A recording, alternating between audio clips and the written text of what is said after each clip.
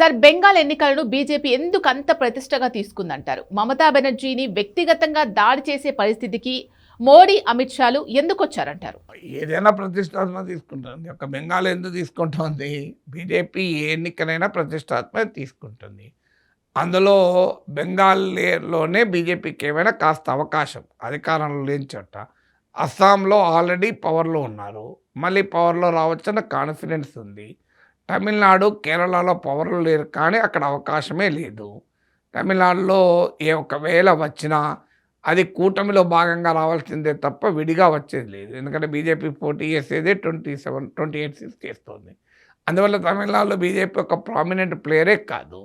So అందువల్ల BJP ప్రతిష్టాత్మకంగా తమిళనాడు తీసుకొని ఏం చేస్తుంది? అమెరికా ఏమైనా అక్కడ మీకు హిందీ వర్సెస్ తమిళ్ అనే సెంటిమెంట్ కూడా ఉంది. ఢిల్లీ వర్సెస్ తమిళ్ అనే సెంటిమెంట్ ఉంది.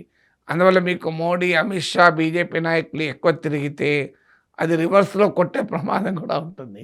అందుకే అక్కడ పళనిస్వామి సరిపోతాడు. కేరళలోమో పెద్దగా పొటెన్షియలే లేదు. అది ఎందుకంటే ఎల్డీఎఫ్, యూడీఎఫ్ల మధ్యనే ప్రధానమైనటువంటి కాన్సన్ట్రేషన్. ఇక మిగిలింది ఎక్కడ? వెస్ట్ బెంగాలే కదా. అస్సాంలో వాళ్ళే అధికారంలో ఉన్నారు, మళ్ళీ కాన్ఫిడెన్స్ కూడా ఉంది.